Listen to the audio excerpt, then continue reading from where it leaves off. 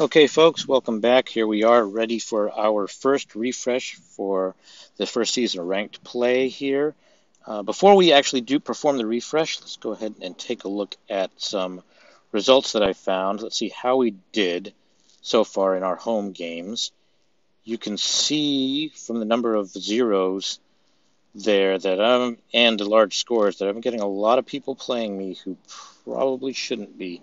But kind of interesting down here at the bottom is Redbirds 83, who happens to be a top tier player, who I was unfortunate enough, obviously, to be on his first list. So he pulled off a 1-0 win against me. And here's the interesting thing. I took a snapshot of the stats after that game, so we'll flip over here to photos.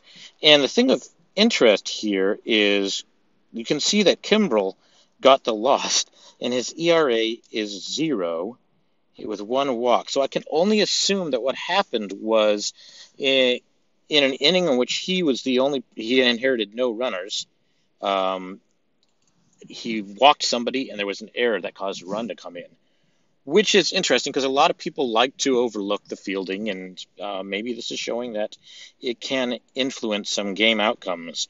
But I found that kind of interesting. So I guess there's really nothing else to talk about here before we perform a refresh. There's a lot of time to talk during the actual playing. So I'm just going to kick in and start talking about what comes to my mind as these games are playing through. So I've had some questions come through on YouTube. And what I'd like to do is I'd like to use the space where these games are playing to answer some of those questions. So if you have a question for me, go ahead, please add it to this video. And if I'm getting asked that question a lot, then I will try and answer it. Or if I need to fill some space, I'll answer those questions as well. So the first one that pops into my mind is, how do you go about farming gift boxes? And well, that one's going to be an easy answer because I'm planning on making a video of it. I'm actually going to make two videos because the next common question that I get is, how do you skill up your players? So I'm going to do two separate videos. They are fairly closely related, but there are some tricks to each one. So I'll make two separate videos of those upcoming.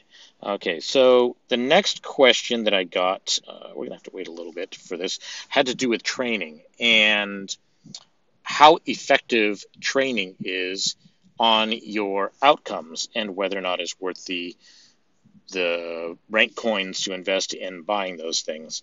And the answer on that one is not clear cut. It's not a tangible thing that you can see that it's, oh, I definitely won because of this, but I can give you an anecdote. I can tell you about when I was roughly 50 something in my training levels, and during that particular season, actually, what we'll do is won't start into this one immediately. We'll take a look at training. During that season, I had fungo and fielding. All my fielding things were roughly level 7. The only thing I had maxed was better muscle training and maybe strategy execution. I tended to favor offensive skills more than I did the defensive ones. Nonetheless, during that season, I played post 20, who is generally a top 10 player, at least top 20. And that season, I only won one game against him, and it drove me nuts. And his training for those first number 1 and number 3 skills, I can't remember what they were at level 10 already. So I had to make an assumption that that was one of the influencing factors because any previous seasons I wasn't seeing those that better results. Uh, and generally, I had done a lot better against him. So I have to say that it had to be the training that did that. So what I did is I concentrated on raising those up, and I didn't see as bad results following raising my training up. So whether or not it had to be at max or if it was a relative difference. Oh, I have a tough match here. Dodgers New was one of my earliest nemesis in this game, and he's got a tank team in. Notice Dodgers New is playing with normal players, and I'm scoring a heap of runs against him. So, like I mentioned, I'll cover this in a separate season. We'll do a tank season of basically putting in bad players and seeing how that affects your ability to climb up the rankings, etc., and ability to earn coins. But I guess in this case, I was fortunate enough to get him. He'll probably revenge me for a loss on my part, though. So maybe that's turnabout. And especially what'll happen is I will be higher ranked than him, so he'll earn more coins from, or sorry, rank points from that.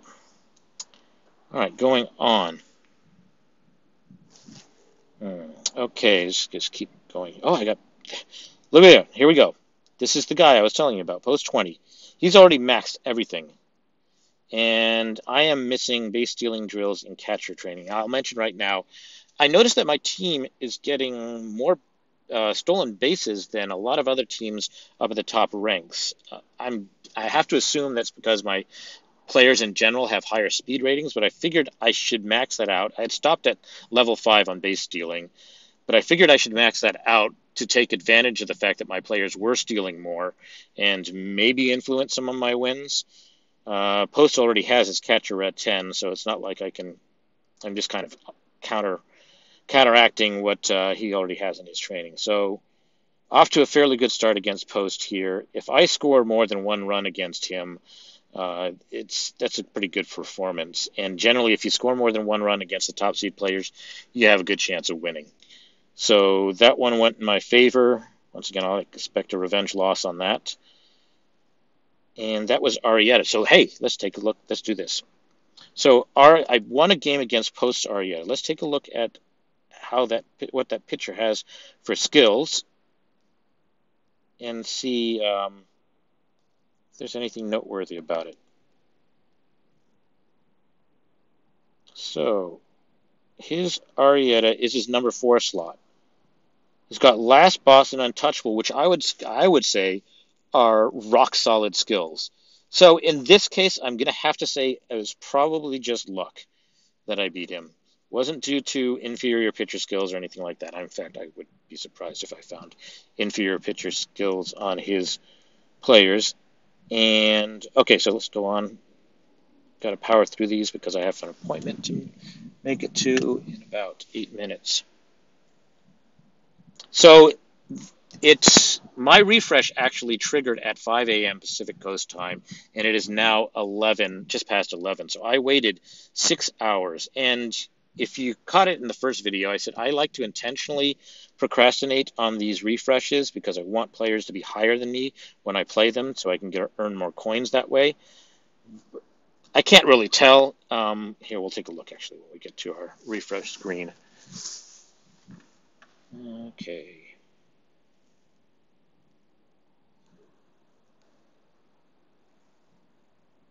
Okay, so I'm earning 8 ranked coins per. Ideally, I want 10.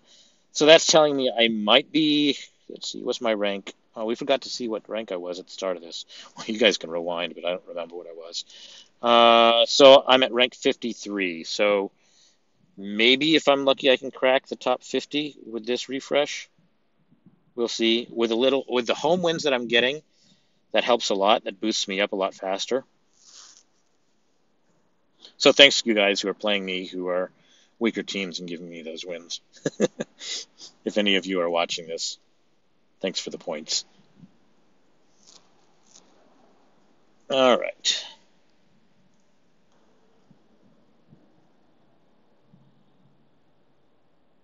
So far, so good. No, I don't think I saw any losses. Yeah, they beat Post. Dodgers gave me a gimme team. Let's refresh, or let's review here, because I can't remember if I lost anything. Oops, we need away games. All right, looking good. Continuing on up, Trichy, another hard team. Okay, look at the OVR levels on these. All right, we're getting into the range in which I'm going to have tough games. Now, let's talk about equipment and drinks and whether or not I use them and what effects I've seen from those, because that's a very common question as well.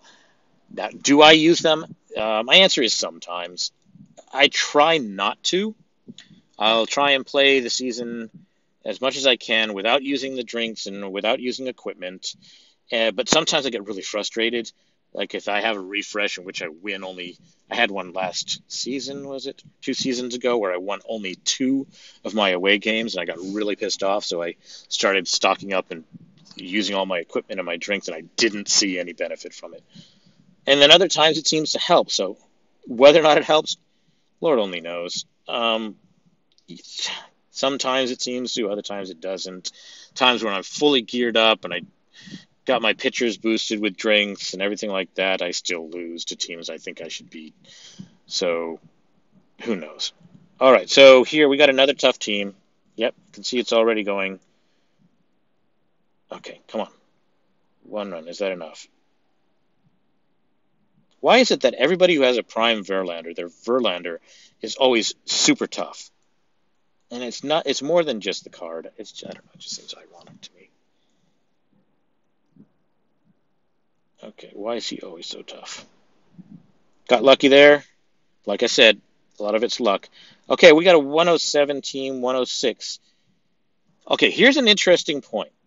Previously, I've shown in some of my earlier videos a long time ago, so you probably haven't seen them, that when you enable your equipment, it would show you on this screen that you have like 107.3 OVR, but then you go to play it, and it would show you different numbers here, kind of indicating, oh, the equipment wasn't reflecting in this score, which would imply that when you played the game, the equipment was not in effect.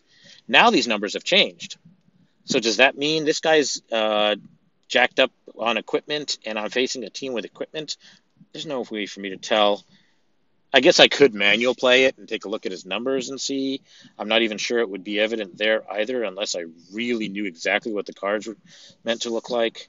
I'm sorry, I'm too lazy to do that, so you're going to have to go without an answer on this one. Okay, we are on our last refresh, our last game. It looks to be pretty good. I'll take a quick recap, and then I've got to get going. Got 3 minutes to make it to my appointment down the street.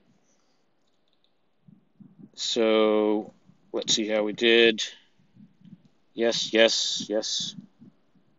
Go, go, go. Come on. Here we go. Match records, away games. All right. That's a good outcome. No losses, one tie. That tie was in the last season. So happy with those results. All right. Got to close this out. Thanks for watching. Pose me some questions in the comments below. I'll answer them if I can. And bye for now.